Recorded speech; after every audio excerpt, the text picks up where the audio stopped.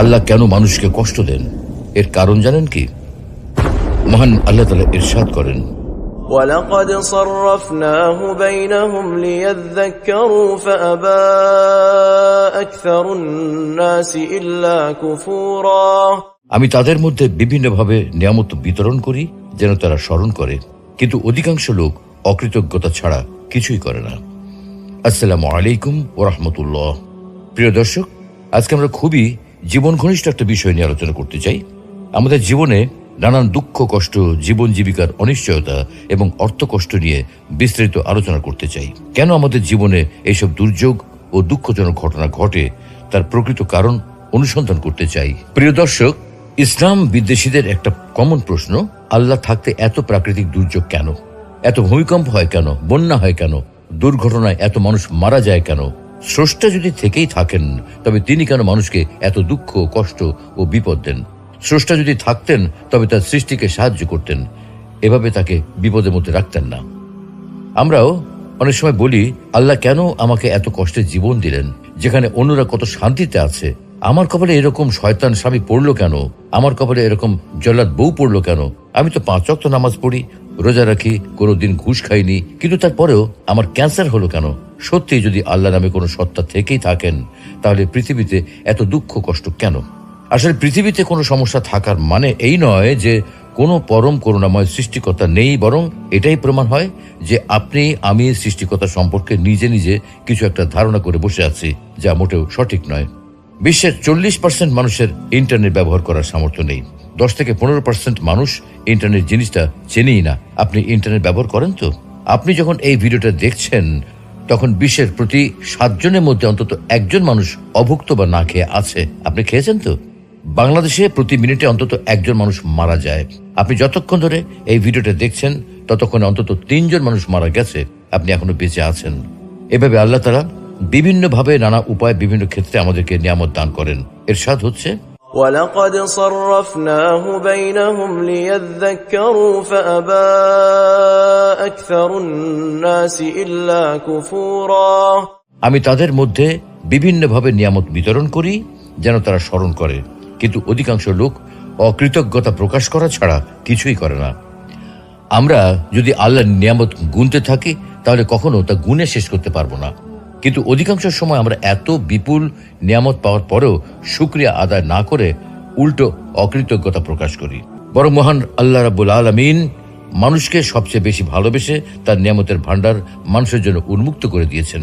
যেমন তিনি বলেন, أَلَمْ تَرَوْا أَنَّ اللَّهَ سَخَّرَ لَكُم مَّا فِي السَّمَاوَاتِ وَمَا فِي الْأَرْضِ وَأَسْبَغَ عَلَيْكُمْ نِعَمَهُ ظَاهِرَةً وَبَاطِنَةً। তোমরা কি দেখো না, আল্লাহ নভমণ্ডল ও ভূমণ্ডলে যা কিছু আছে সবই তোমাদের কাজে নিয়োজিত করে দিয়েছেন এবং তোমাদের প্রতি তার প্রকাশ্য ও অপ্রকাশ্য নিয়ামত সমূহ পরিপূর্ণ করে দিয়েছেন। তাহলে প্রশ্ন আসে যে, মহান আল্লাহ রাব্বুল আলামিন যদি মানব জাতিকে এত নিয়ামতি দিয়ে থাকেন, এত অনুগ্রহই করে থাকেন, তাহলে তিনি কেন মানুষকে বিপদ আপদে ফেলেন? মানুষকে কেন তিনি কষ্ট দেন? আর মানুষকে কষ্ট দিয়ে তার লাভটা কি? তাই আল্লাহ তাআলা নিজেই এই প্রশ্নের উত্তর দিয়েছেন। মানুষকে তিনি কেন কষ্ট দেন? এত অসীম রহমতের অধিকারী হওয়া সত্ত্বেও কেন তিনি মানুষকে বিপদ আপদ দেন? তার উত্তরে পবিত্র কোরআনুল কারিমে স্বয়ং আল্লাহ রাব্বুল আলামিন নিজেই বলেছেন, وَلَنَبْلُوَنَّكُمْ بِشَيْءٍ مِّنَ الْخَوْفِ وَالْجُوعِ وَنَقْصٍ مِّنَ الْأَمْوَالِ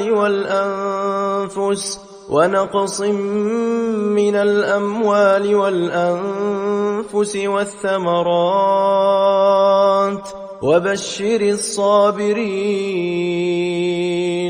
অবশ্যই আমি তোমাদেরকে পরীক্ষা করব কিছুটা ভয়, ক্ষুধা, মাল ও জানের ক্ষতি এবং ফল ফসল বিনষ্টের মাধ্যমে, তবে ধৈর্য ধারণকারীদের সুসংবাদ দাও। তার মানে আল্লাহ তাআলা আমাদেরকে পরীক্ষা করবেন, আমাদেরকে পরীক্ষা করার জন্যই দুঃখ কষ্ট দিয়ে থাকেন। এটাই তার সংবিধান, এটাই তার নিয়ম। এই নিয়ম শুধু আমাদের ক্ষেত্রে প্রযোজ্য নয়, বরং পূর্ববর্তী উম্মতদের ক্ষেত্রেও তিনি এমনটাই করেছেন। ক্ষুধা, কষ্ট, ক্ষতি, বিপদ আপদ ও বালা মুসিবতের মাধ্যমে তাদেরকেও পরীক্ষা করেছেন। পবিত্র কোরআনে আল্লাহ বলেছেন, وَلَقَدْ فَتَنَّا الذين من قبلهم فليعلمن الله الذين صدقوا وليعلمن الكاذبين। আমি তাদেরকেও পরীক্ষা করেছি যারা তাদের পূর্বে ছিল। আল্লাহ অবশ্যই জেনে নেবেন যারা সত্যবাদী, এবং নিশ্চয়ই তিনি মিথ্যুকদের ব্যাপারেও জেনে নেবেন। প্রিয় দর্শক, এতক্ষণের আলোচনা থেকে আল কোরআনের ভাষায় বলা যায়, নিশ্চয়ই আল্লাহ তাআলা আমাদের ঈমান পরীক্ষা করার জন্যই বিভিন্ন সময় আমাদেরকে বিপদ আপদ দিয়ে থাকেন। তাফসীর ইবনে কাসিরে সূরা বাকারার 155 নম্বর আয়াত এর ব্যাখ্যা করা হয়েছে এইভাবে যে নিশ্চয়ই আমি তোমাদেরকে ভয় ও ক্ষুধা এবং ধন সম্পদ, জীবন ও ফল ফসলের ক্ষয়ক্ষতি দ্বারা পরীক্ষা করব, তবে ধৈর্যশীলদের সুসংবাদ প্রদান করো। অর্থাৎ এই আয়াতের মাধ্যমে আল্লাহ তাআলা ঘোষণা করেছেন যে তিনি অবশ্যই বিপদ আপদের মাধ্যমে নিজ বান্দাদের পরীক্ষা করেন। তবে যখন মুমিনগণ ধৈর্য ধারণ করার মাধ্যমে এই পরীক্ষায় উত্তীর্ণ হয়, তখন তারা প্রতিদান পেয়ে থাকেন। যেমন অন্য আরেক আয়াতে আল্লাহ বলছেন, وَلَنَبْلُوَنَّكُمْ حَتَّى نَعْلَمَ الْمُجَاهِدِينَ مِنكُمْ وَالصَّابِرِينَ وَنَبْلُوَ أَخْبَارَكُمْ। আমি অবশ্যই তোমাদেরকে পরীক্ষা করব যতক্ষণ না আমি জেনে নেই যে তোমাদের মধ্যে কে জিহাদকারী ও ধৈর্যশীল, এবং আমি তোমাদের কার্যাবলী পরীক্ষা করি। আল্লাহ তাআলা মানুষকে কখনো পরীক্ষা করেন উন্নতি ও মঙ্গলের দ্বারা, আবার কখনো পরীক্ষা করেন অবনতি, অমঙ্গল, ভয় ও ক্ষুধা তথা অভাব দ্বারা। অর্থাৎ সামান্য ভয় ভীতি, কিছু ক্ষুধা, কিছু ধনমালের ঘাটতি, কিছু প্রাণের হ্রাস, অর্থাৎ নিজের ও অপরের, আত্মীয় স্বজনের এবং বন্ধু বান্ধবের মৃত্যু, কখনো মাঠে ফলানো উৎপাদিত ফসল, কখনো কলকারখানায় উৎপাদিত প্রোডাক্টের ক্ষতি, এইসব দ্বারা আল্লাহ তাআলা বান্দাদেরকে পরীক্ষা করেন। কিন্তু যারা এতে ধৈর্য ধারণ করেন তাদেরকে তিনি উত্তম প্রতিদান দান করেন। আর অসহিষ্ণু, অধৈর্য, তাড়াহুড়াকারী এবং নৈরাশ্যবাদীদের উপর শাস্তি অবতীর্ণ করেন। আর এজন্যই তিনি বলেন, আর ধৈর্যশীলদের সুসংবাদ প্রদান করো। কোন কোন মুফাসসির বলেন, এই আয়াতে ভয় দ্বারা মহান আল্লাহর ভয় এবং ক্ষুধা দ্বারা সাওম উদ্দেশ্য, আর কিছু ধন সম্পদের ঘাটতি দ্বারা যাকাত উদ্দেশ্য, কিছু প্রাণের হ্রাস দ্বারা রোগ ও দুর্ঘটনায় মৃত্যু উদ্দেশ্য, এবং ফল ফসলের ক্ষয়ক্ষতি দ্বারা সন্তান সন্ততির ক্ষতির উদ্দেশ্য। এইসব উক্তির বিষয়ে আমাদের হয়তো আরও গবেষণা করা প্রয়োজন। কিন্তু একটা বিষয় খুবই পরিষ্কার, পরীক্ষা করা ব্যতীত এবং পরীক্ষা পাশ হওয়া ব্যতীত আল্লাহ তাআলা সাধারণত কাউকে কোনো পুরস্কার দান করেন না। বিপদ আপদে আল্লাহর উপর নির্ভরশীলতার উপকারিতা। সুপ্রিয় দর্শক, উপরের আয়াতের ব্যাখ্যা বিশ্লেষণে আমরা দেখেছি যে আল্লাহ তাআলা ধৈর্যশীলদের পুরস্কার দান করেন। এখন কথা হলো, ধৈর্যশীল কারা? ধৈর্যশীলদের পরিচয় বর্ণনা করে আল্লাহ নিজে ঘোষণা দিচ্ছেন যে এই সব লোক তারাই যারা সংকট, সংকীর্ণতা ও বিপদ আপদের সময় ইন্না লিল্লাহ পড়ে এবং একথার দ্বারা নিজেদের মনকে সান্ত্বনা দেয় যে সেটা করার অধিকার আল্লাহর আছে। তখন বান্দার এই উক্তি ও মনোভাবের কারণে তার উপর আল্লাহর রহমত, দয়া ও অনুগ্রহ অবতীর্ণ হয়। সে শাস্তি হতে মুক্তি লাভ করে এবং সুপথ প্রাপ্ত হয়। আমিরুল মুমিনিন ওমর ইবনে খাত্তাব রাদিয়াল্লাহু তাআলা আনহু বলেন, সম্মান অর্জনের জন্য দুটি জিনিসের প্রয়োজন, একটি হলো সালাত আর একটি হলো রহমত। কিন্তু এই দুটির একটি মধ্যবর্তী জিনিস রয়েছে, আর সেটা হলো হিদায়াত। এগুলি ধৈর্যশীলরা লাভ করে থাকেন। হাদিসের বিখ্যাত গ্রন্থ মুসনাদ আহমদে রয়েছে, উম্মু সালামা রাদিয়াল্লাহু তাআলা আনহা বলেন, একবার আমার স্বামী আবু সালামা রাদিয়াল্লাহু তাআলা আনহু রাসূলুল্লাহ সাল্লাল্লাহু আলাইহি ওয়াসাল্লামের কাছ থেকে ফিরে আমার নিকট আসেন এবং অত্যন্ত খুশি মনে বলেন, আজ আমি এমন একটা হাদিস শুনেছি যা শুনে আমি খুবই খুশি হয়েছি। যখন কোনো মুসলিমের উপর কোনো কষ্ট ও বিপদ পৌঁছে এবং সে ইন্না লিল্লাহ পড়ে ও এই দোয়া পাঠ করে, তখন আল্লাহ তাকে অবশ্যই বিনিময় ও প্রতিদান দিয়ে থাকেন। اللهم آجرني في مصيبتي واخلف لي خيرا منها। হে আল্লাহ, আমাকে মুসিবতের সময় ধৈর্য ধরার শক্তি দান করুন এবং এর পরিবর্তে উত্তম প্রতিদান দান করুন। উম্মু সালামা রাদিয়াল্লাহু তাআলা আনহা বলেন, আমি এই দোয়াটি মুখস্থ করে নেই। অতঃপর আবু সালামা রাদিয়াল্লাহু তাআলা আনহার ইন্তেকাল হলে আমি পাঠ করি, ইন্না লিল্লাহি ওয়া ইন্না ইলাইহি রাজিউন, এবং এই দোয়াটি পড়ে নেই। কিন্তু আমার ধারণা হয় আবু সালামা রাদিয়াল্লাহু তাআলা আনহার চেয়ে ভালো স্বামী আমি আর কাকে পাবো। কিন্তু বাস্তবতা হচ্ছে, আমার ইদ্দত শেষ হওয়ার পর রাসূলুল্লাহ সাল্লাল্লাহু আলাইহি ওয়াসাল্লাম আমাকে বিয়ে করার ইচ্ছা প্রকাশ করেন। প্রস্তাব পেয়ে আমি বললাম, এটা তো আমার জন্য বড়ই সৌভাগ্যের ব্যাপার, কিন্তু আমার কিছু সমস্যা আছে। প্রথমত, আমি একজন অভিমানী নারী। না জানি এর কারণে কখন আমি আপনার অপছন্দের কোনো কাজ করে ফেলি, না জানি এর কারণে আল্লাহর নিকট আমার শাস্তি হয় নাকি। দ্বিতীয়ত, আমি একজন বয়স্কা নারী। তৃতীয়ত, আমার প্রাক্তন স্বামীর ঘরে ছেলে মেয়ে রয়েছে। তখন রাসূলুল্লাহ সাল্লাল্লাহু আলাইহি ওয়াসাল্লাম বলেন, দেখো, মহান আল্লাহ তোমার অভিমান দূর করে দেবেন, আর আমার বয়সও তো কম নয়, এবং তোমার ছেলে মেয়েও যেন আমারই ছেলে মেয়ে। আমি এই কথা শুনে বললাম, হে মহান আল্লাহ রাসূল, তাহলে আমার কোনো আপত্তি নেই। অতঃপর মহান আল্লাহর নবীর সাথে আমার বিয়ে হয়ে যায়, এবং মহান আল্লাহ সেই দোয়ার বরকতে আমার পূর্ব স্বামীর চেয়ে উত্তম স্বামী অর্থাৎ রাসূলুল্লাহ সাল্লাল্লাহু আলাইহি ওয়াসাল্লামকে দান করেন। আবু সিনান রহমতুল্লাহ আলাইহি থেকে বর্ণিত, তিনি বলেন, আমার ছেলে সিনানকে আমি দাফন করলাম। কবরের কিনারায় আবু তালহা আল খাওলানি রহমতুল্লাহ আলাইহি বসা অবস্থায় ছিলেন। কবর হতে আমি যখন উঠে আসতে চাইলাম, তখন আমার হাত ধরে তিনি বললেন, হে আবু সিনান, আমি কি তোমাকে একটা সুসংবাদ দেব না? আমি বললাম, অবশ্যই দিন। তিনি বললেন, রাসূলুল্লাহ সাল্লাল্লাহু আলাইহি ওয়াসাল্লাম বলেছেন, কোন বান্দার কোন সন্তান মারা গেলে আল্লাহ তাআলা ফেরেশতাদের প্রশ্ন করেন, তোমরা কি আমার বান্দার সন্তানকে ছিনিয়ে আনলে?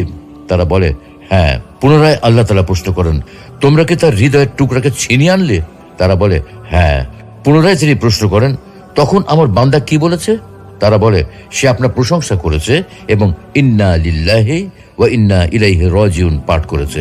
এটা শুনে আল্লাহ তাআলা বলেন, জান্নাতের মধ্যে আমার এই বান্দার জন্য একটি ঘর তৈরি করো এবং তার নাম রাখো বাইতুল হামদ, প্রশংসালয় বা প্রশংসার ঘর। কারণ এই ঘরের অধিবাসী বান্দা বিপদে পড়ার পরেও আমার উপর ভরসা রেখেছে এবং আমার প্রশংসা করেছে। প্রিয় দর্শক, এতক্ষণ ধরে আমরা যে সকল আয়াত ও হাদিস উল্লেখ করেছি, সেগুলো থেকে সুস্পষ্টভাবে বোঝা যায় যে আল্লাহ তাআলা আমাদেরকে পরীক্ষা করবেন বিভিন্ন বিপদ, দুঃখ, কষ্ট, ক্ষতি ইত্যাদি দিয়ে। আমাদের পূর্বে যেসব মানুষ ছিল, যেসব উম্মত এসেছিল, তাদের সবাইকেই আল্লাহ তাআলা কোনো না কোনোভাবে পরীক্ষা করেছেন। আমাদেরকেও তিনি কোনো না কোনোভাবে পরীক্ষা করবেন। আমাদেরকে সেই পরীক্ষায় উত্তীর্ণ হতে হবে। এই পরীক্ষার মাধ্যমে বের হয়ে আসবে কারা ধৈর্যশীল, কারা তার উপর ভরসাকারী, আর কারা তার প্রতি অকৃতজ্ঞ ও হতাশাবাদী। আমরা যদি এই পরীক্ষায় উত্তীর্ণ হতে পারি, তবে পুরস্কার হিসেবে রয়েছে জান্নাত, আর না হতে পারলে জাহান্নাম। তাই আমাদেরকে ধৈর্যশীল হতে হবে, কারণ আল্লাহ আগেই আমাদেরকে জানিয়ে দিয়েছেন তিনি আমাদেরকে পরীক্ষা করবেন বিপদ আপদ, দুঃখ, কষ্ট ইত্যাদির মাধ্যমে। যেহেতু আমাদেরকে আগে পরীক্ষা করার কথা জানিয়ে দেওয়া হয়েছে, তাই আমাদেরকে সেই পরীক্ষাতে উত্তীর্ণ হতেই হবে। আপনি আল্লাহর নেওয়া এই পরীক্ষায় সফল না হতে পারলে শাস্তি হিসেবে রয়েছে জাহান্নাম। আপনি এই পরীক্ষায় উত্তীর্ণ না হয়ে যদি জাহান্নামে যান, তবে এই জাহান্নামে যাওয়ার জন্য আপনি নিজেই দায়ী থাকবেন। কোনোভাবেই আপনি আল্লাহকে দোষারোপ করতে পারবেন না, কারণ আল্লাহ আপনাকে কোরআনের মাধ্যমে আগেই জানিয়ে দিয়েছেন তিনি আপনাকে পরীক্ষা করবেনই। তাই সর্বদা ধৈর্যশীল থাকুন, তার উপর ভরসা করুন এবং আল্লাহর শুকরিয়া আদায় করুন। আল্লাহ রাব্বুল আলামিন আমাদের সকলকে বিপদ আপদে ধৈর্য ধারণ করার তৌফিক দান করুন, সকল দুঃখ কষ্টে ধৈর্য ধারণ করার তৌফিক দান করুন, আর্থিক অভাব অনটনের সময়ে ধৈর্য ধারণ করার তৌফিক দান করুন, রোগ শোকের সময় ধৈর্য ধারণ করার তৌফিক দান করুন, স্বজন প্রিয়জন হারানোর সময়ও ধৈর্য ধারণ করার তৌফিক দান করুন। আমিন।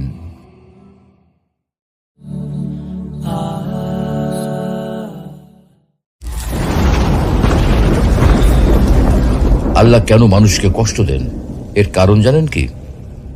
মহান আল্লাহ তাআলা ইরশাদ করেন, وَلَقَدْ صَرَّفْنَاهُ بَيْنَهُمْ لِيَذَّكَّرُوا فَأَبَى أَكْثَرُ النَّاسِ إِلَّا كُفُورًا। আমি তাদের মধ্যে বিভিন্নভাবে নিয়ামত বিতরণ করি যেন তারা স্মরণ করে, কিন্তু অধিকাংশ লোক অকৃতজ্ঞতা ছাড়া কিছুই করে না। আসসালামু আলাইকুম ওয়া রাহমাতুল্লাহ। প্রিয় দর্শক, আজকে আমরা খুবই জীবন ঘনিষ্ঠ একটা বিষয় নিয়ে আলোচনা করতে চাই।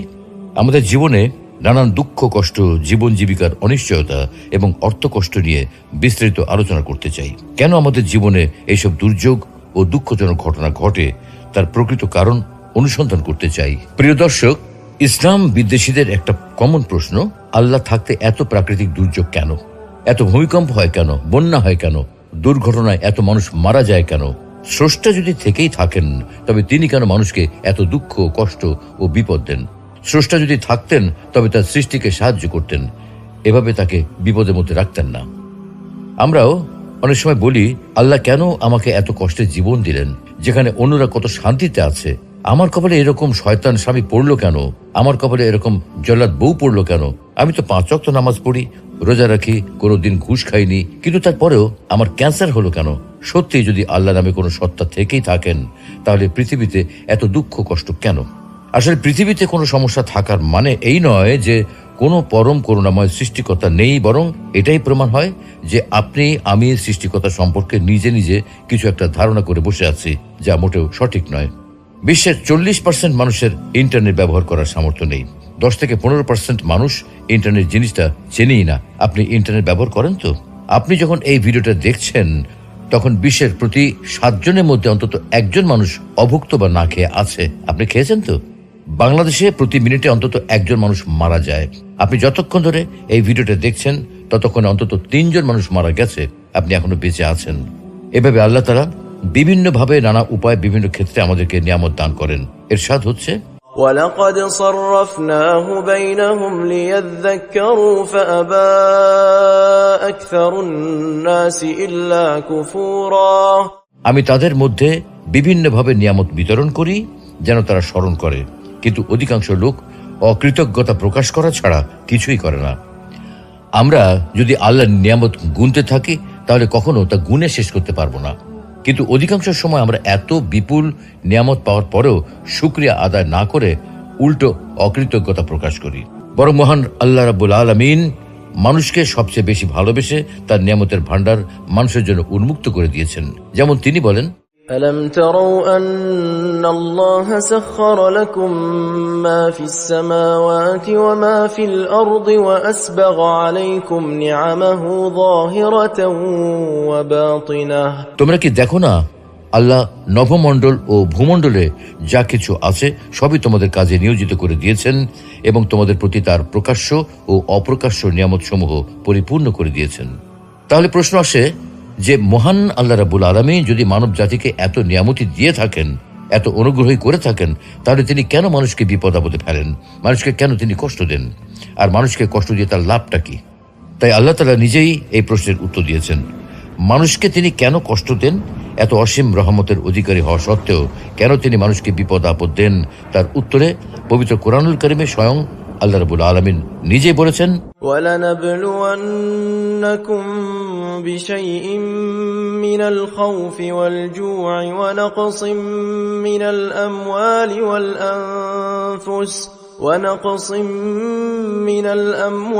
وَالْأَنفُسِ وَالثَّمَرَاتِ وَبَشِّرِ الصَّابِرِينَ। অবশ্যই আমি তোমাদেরকে পরীক্ষা করব কিছুটা ভয়ে, ক্ষুধা, মাল ও জানের ক্ষতি এবং ফল ফসল বিনষ্টের মাধ্যমে, তবে ধৈর্য ধারণকারীদের সুসংবাদ দাও। তার মানে আল্লাহ তাআলা আমাদেরকে পরীক্ষা করবেন, আমাদেরকে পরীক্ষা করার জন্যই দুঃখ কষ্ট দিয়ে থাকেন। এটাই তার সংবিধান, এটাই তার নিয়ম। এই নিয়ম শুধু আমাদের ক্ষেত্রে প্রযোজ্য নয়, বরং পূর্ববর্তী উম্মতদের ক্ষেত্রেও তিনি এমনটাই করেছেন। ক্ষুধা, কষ্ট, ক্ষতি, বিপদ আপদ ও বালা মুসিবতের মাধ্যমে তাদেরকেও পরীক্ষা করেছেন।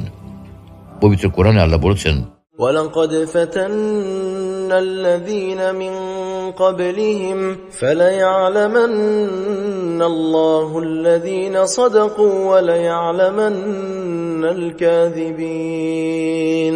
আমি তাদেরকেও পরীক্ষা করেছি যারা তাদের পূর্বে ছিল। আল্লাহ অবশ্যই জেনে নেবেন যারা সত্যবাদী, এবং নিশ্চয়ই তিনি মিথ্যুকদের ব্যাপারেও জেনে নেবেন।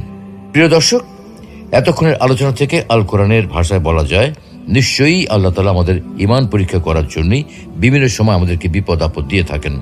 তাফসীর ইবনে কাসিরে সূরা বাকারার 155 নম্বর আয়াত এর ব্যাখ্যা করা হয়েছে এইভাবে যে নিশ্চয়ই আমি তোমাদেরকে ভয় ও ক্ষুধা এবং ধন সম্পদ, জীবন ও ফল ফসলের ক্ষয়ক্ষতি দ্বারা পরীক্ষা করব, তবে ধৈর্যশীলদের সুসংবাদ প্রদান করো। অর্থাৎ এই আয়াতের মাধ্যমে আল্লাহ তাআলা ঘোষণা করেছেন যে তিনি অবশ্যই বিপদ আপদের মাধ্যমে নিজ বান্দাদের পরীক্ষা করেন। তবে যখন মুমিনগণ ধৈর্য ধারণ করার মাধ্যমে এই পরীক্ষায় উত্তীর্ণ হয়, তখন তারা প্রতিদান পেয়ে থাকেন। যেমন অন্য আরেক আয়াতে আল্লাহ বলছেন, وَلَنَبْلُوَنَّكُمْ حَتَّى نَعْلَمَ الْمُجَاهِدِينَ مِنكُمْ وَالصَّابِرِينَ وَنَبْلُوَ أَخْبَارَكُمْ। আমি অবশ্যই তোমাদেরকে পরীক্ষা করব যতক্ষণ না আমি জেনে নেই যে তোমাদের মধ্যে কে জিহাদকারী ও ধৈর্যশীল, এবং আমি তোমাদের কার্যাবলী পরীক্ষা করি। আল্লাহ তাআলা মানুষকে কখনো পরীক্ষা করেন উন্নতি ও মঙ্গলের দ্বারা, আবার কখনো পরীক্ষা করেন অবনতি, অমঙ্গল, ভয় ও ক্ষুধা তথা অভাব দ্বারা।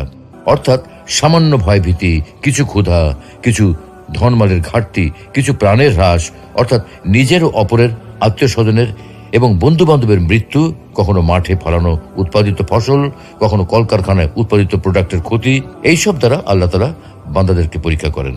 কিন্তু যারা এতে ধৈর্য ধারণ করেন তাদেরকে তিনি উত্তম প্রতিদান দান করেন। আর অসহিষ্ণু, অধৈর্য, তাড়াহুড়াকারী এবং নৈরাশ্যবাদীদের উপর শাস্তি অবতীর্ণ করেন। আর এজন্যই তিনি বলেন, আর ধৈর্যশীলদের সুসংবাদ প্রদান করো। কোন কোন মুফাসসির বলেন, এই আয়াতে ভয় দ্বারা মহান আল্লাহর ভয় এবং ক্ষুধা দ্বারা সাওম উদ্দেশ্য, আর কিছু ধন সম্পদের ঘাটতি দ্বারা যাকাত উদ্দেশ্য, কিছু প্রাণের হ্রাস দ্বারা রোগ ও দুর্ঘটনায় মৃত্যু উদ্দেশ্য, এবং ফল ফসলের ক্ষয়ক্ষতি দ্বারা সন্তান সন্ততির ক্ষতির উদ্দেশ্য। এইসব উক্তির বিষয়ে আমাদের হয়তো আরও গবেষণা করা প্রয়োজন। কিন্তু একটা বিষয় খুবই পরিষ্কার, পরীক্ষা করা ব্যতীত এবং পরীক্ষা পাশ হওয়া ব্যতীত আল্লাহ তাআলা সাধারণত কাউকে কোনো পুরস্কার দান করেন না। বিপদ আপদে আল্লাহর উপর নির্ভরশীলতার উপকারিতা। সুপ্রিয় দর্শক, উপরের আয়াতের ব্যাখ্যা বিশ্লেষণে আমরা দেখেছি যে আল্লাহ তাআলা ধৈর্যশীলদের পুরস্কার দান করেন। এখন কথা হলো, ধৈর্যশীল কারা? ধৈর্যশীলদের পরিচয় বর্ণনা করে আল্লাহ নিজে ঘোষণা দিচ্ছেন যে এই সব লোক তারাই যারা সংকট, সংকীর্ণতা ও বিপদ আপদের সময় ইন্না লিল্লাহ পড়ে এবং একথার দ্বারা নিজেদের মনকে সান্ত্বনা দেয় যে সেটা করার অধিকার আল্লাহর আছে। তখন বান্দার এই উক্তি ও মনোভাবের কারণে তার উপর আল্লাহর রহমত, দয়া ও অনুগ্রহ অবতীর্ণ হয়। সে শাস্তি হতে মুক্তি লাভ করে এবং সুপথ প্রাপ্ত হয়। আমিরুল মুমিনিন ওমর ইবনে খাত্তাব রাদিয়াল্লাহু তাআলা আনহু বলেন, সম্মান অর্জনের জন্য দুটি জিনিসের প্রয়োজন, একটি হলো সালাত আর একটি হলো রহমত।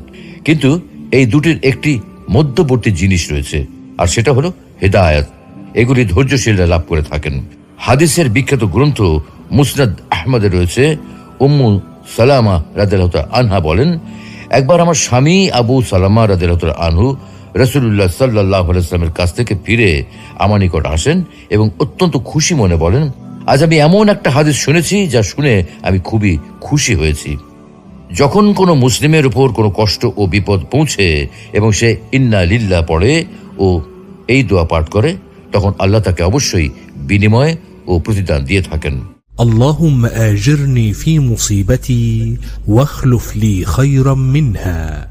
হে আল্লাহ, আমাকে মুসিবতের সময় ধৈর্য ধরার শক্তি দান করুন এবং এর পরিবর্তে উত্তম প্রতিদান দান করুন। উম্মু সালামা রাদিয়াল্লাহু তাআলা আনহা বলেন, আমি এই দোয়াটি মুখস্থ করে নেই। অতঃপর আবু সালামা রাদিয়াল্লাহু তাআলা আনহার ইন্তেকাল হলে আমি পাঠ করি, ইন্না লিল্লাহি ওয়া ইন্না ইলাইহি রাজিউন, এবং এই দোয়াটি পড়ে নেই। কিন্তু আমার ধারণা হয় আবু সালামা রাদিয়াল্লাহু তাআলা আনহার চেয়ে ভালো স্বামী আমি আর কাকে পাবো। কিন্তু বাস্তবতা হচ্ছে, আমার ইদ্দত শেষ হওয়ার পর রাসূলুল্লাহ সাল্লাল্লাহু আলাইহি ওয়াসাল্লাম আমাকে বিয়ে করার ইচ্ছা প্রকাশ করেন। প্রস্তাব পেয়ে আমি বললাম, এটা তো আমার জন্য বড়ই সৌভাগ্যের ব্যাপার, কিন্তু আমার কিছু সমস্যা আছে। প্রথমত, আমি একজন অভিমানী নারী, না জানি এর কারণে কখন আমি আপনার অপছন্দের কোনো কাজ করে ফেলি, না জানি এর কারণে আল্লাহর নিকট আমার শাস্তি হয় নাকি। দ্বিতীয়ত, আমি একজন বয়স্কা নারী। তৃতীয়ত, আমার প্রাক্তন স্বামীর ঘরে ছেলে মেয়ে রয়েছে। তখন রাসূলুল্লাহ সাল্লাল্লাহু আলাইহি ওয়াসাল্লাম বলেন, দেখো, মহান আল্লাহ তোমার অভিমান দূর করে দেবেন, আর আমার বয়সও তো কম নয় এবং তোমার ছেলে মেয়েও যেন আমারই ছেলে মেয়ে। আমি এই কথা শুনে বললাম, হে মহান আল্লাহ রাসূল, তাহলে আমার কোনো আপত্তি নেই। অতঃপর মহান আল্লাহর নবীর সাথে আমার বিয়ে হয়ে যায় এবং মহান আল্লাহ সেই দোয়ার বরকতে আমার পূর্ব স্বামীর চেয়ে উত্তম স্বামী অর্থাৎ রাসূলুল্লাহ সাল্লাল্লাহু আলাইহি ওয়াসাল্লামকে দান করেন। আবু সিনান রহমতুল্লাহ আলাইহি থেকে বর্ণিত, তিনি বলেন, আমার ছেলে সিনানকে আমি দাফন করলাম। কবরের কিনারায় আবু তালহা আল খাওলানী রহমতুল্লাহ আলাইহি বসা অবস্থায় ছিলেন।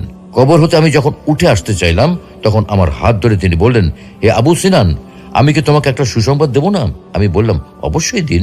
তিনি বললেন, রাসূলুল্লাহ সাল্লাল্লাহু আলাইহি ওয়াসাল্লাম বলেছেন, কোন বান্দার কোন সন্তান মারা গেলে আল্লাহ তাআলা ফেরেশতাদের প্রশ্ন করেন, তোমরা কি আমার বান্দার সন্তানকে ছিনিয়ে আনলে?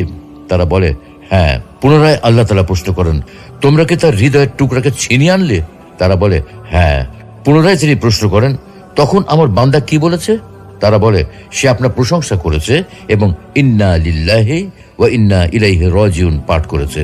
এটা শুনে আল্লাহ তাআলা বলেন, জান্নাতের মধ্যে আমার এই বান্দার জন্য একটি ঘর তৈরি করো এবং তার নাম রাখো বাইতুল হামদ, প্রশংসালয় বা প্রশংসার ঘর। কারণ এই ঘরের অধিবাসী বান্দা বিপদে পড়ার পরেও আমার উপর ভরসা রেখেছে এবং আমার প্রশংসা করেছে। প্রিয় দর্শক, এতক্ষণ ধরে আমরা যে সকল আয়াত ও হাদিস উল্লেখ করেছি সেগুলো থেকে সুস্পষ্টভাবে বোঝা যায় যে আল্লাহ তাআলা আমাদেরকে পরীক্ষা করবেন বিভিন্ন বিপদ, দুঃখ, কষ্ট, ক্ষতি ইত্যাদি দিয়ে। আমাদের পূর্বে যেসব মানুষ ছিল, যেসব উম্মত এসেছিল, তাদের সবাইকেই আল্লাহ তাআলা কোনো না কোনোভাবে পরীক্ষা করেছেন। আমাদেরকেও তিনি কোনো না কোনোভাবে পরীক্ষা করবেন। আমাদেরকে সেই পরীক্ষায় উত্তীর্ণ হতে হবে। এই পরীক্ষার মাধ্যমে বের হয়ে আসবে কারা ধৈর্যশীল, কারা তার উপর ভরসাকারী, আর কারা তার প্রতি অকৃতজ্ঞ ও হতাশাবাদী। আমরা যদি এই পরীক্ষায় উত্তীর্ণ হতে পারি তবে পুরস্কার হিসেবে রয়েছে জান্নাত, আর না হতে পারলে জাহান্নাম। তাই আমাদেরকে ধৈর্যশীল হতে হবে, কারণ আল্লাহ আগেই আমাদেরকে জানিয়ে দিয়েছেন তিনি আমাদেরকে পরীক্ষা করবেন বিপদ আপদ, দুঃখ, কষ্ট ইত্যাদির মাধ্যমে। যেহেতু আমাদেরকে আগে পরীক্ষা করার কথা জানিয়ে দেওয়া হয়েছে, তাই আমাদেরকে সেই পরীক্ষাতে উত্তীর্ণ হতেই হবে। আপনি আল্লাহর নেওয়া এই পরীক্ষায় সফল না হতে পারলে শাস্তি হিসেবে রয়েছে জাহান্নাম। আপনি এই পরীক্ষায় উত্তীর্ণ না হয়ে যদি জাহান্নামে যান, তবে এই জাহান্নামে যাওয়ার জন্য আপনি নিজেই দায়ী থাকবেন। কোনোভাবেই আপনি আল্লাহকে দোষারোপ করতে পারবেন না, কারণ আল্লাহ আপনাকে কোরআনের মাধ্যমে আগেই জানিয়ে দিয়েছেন তিনি আপনাকে পরীক্ষা করবেনই। তাই সর্বদা ধৈর্যশীল থাকুন, তার উপর ভরসা করুন এবং আল্লাহর শুকরিয়া আদায় করুন। আল্লাহ রাব্বুল আলামিন আমাদের সকলকে বিপদ আপদে ধৈর্য ধারণ করার তৌফিক দান করুন, সকল দুঃখ কষ্টে ধৈর্য ধারণ করার তৌফিক দান করুন, আর্থিক অভাব অনটনের সময়ে ধৈর্য ধারণ করার তৌফিক দান করুন, রোগ শোকের সময় ধৈর্য ধারণ করার তৌফিক দান করুন, স্বজন প্রিয়জন হারানোর সময়ও ধৈর্য ধারণ করার তৌফিক দান করুন। আমিন।